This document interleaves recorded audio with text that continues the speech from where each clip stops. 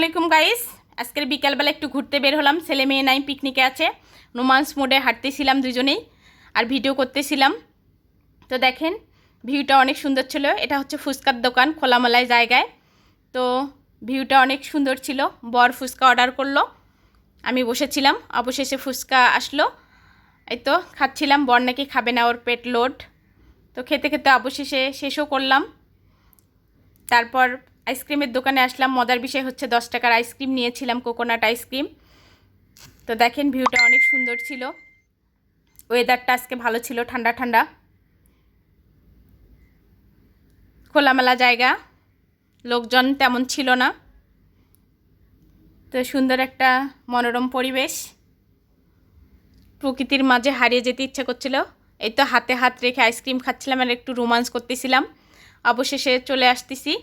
রাস্তার ভিউটা দেখেন, অনেক সুন্দর। এখানে দেখি বাজারে খোলামেলা জায়গায় কলা বিক্রি হচ্ছে। কলা দেখে মন মানে না, কলা নিয়ে নিলাম। তো অবশেষে কলা কিনলাম।